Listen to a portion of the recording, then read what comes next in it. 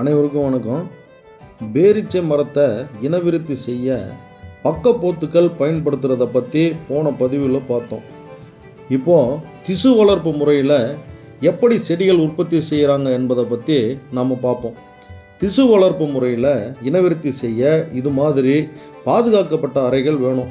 அதில் செயற்கையான முறையில் நன்கு வளர்ச்சியடைந்த பெண் செடிகளின் மெரிஸ்டம் என்று சொல்லக்கூடிய நுனி இளம் இலை குருத்து பகுதி அல்லது வேர்களின் நுனிப்பகுதியில் இருந்து திசுக்களை எடுத்து அதை செயற்கையாக தயாரிக்கப்பட்ட வளர்ச்சி ஊடகத்தில் வச்சு அது மொத்தமான செல்கள், அதாவது கேல செல்லுன்னு சொல்லக்கூடிய செல்களாக வளர்ச்சி அடைந்து அதை தனித்தனியாக பிரித்து எடுத்து வேர்கள் வளர்வதற்கான வளர்ச்சி ஊடகத்தில் வைப்பாங்க.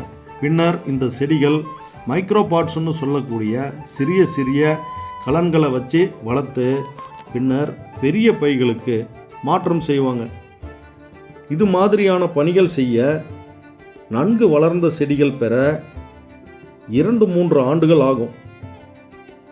இந்த அளவுக்கு 2.5-3 ஆண்டுகள் வளர்ந்த செடிகள் நடவுக்கும் விற்பனைக்கும் கொடுப்பாங்க.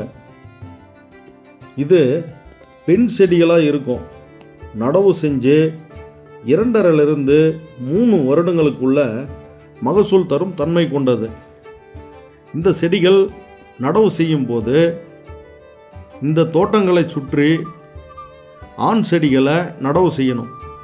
ஆண் செடிகளை நடவு செஞ்சு அதிலிருந்து வரக்கூடிய மகரந்தத்தை எடுத்து இந்த பெண் செடிகள் இருக்கக்கூடிய பூக்களில் நம்ம பாலினேஷன் பண்ணணும், அதாவது மகரந்த சேர்க்கை செய்யணும்.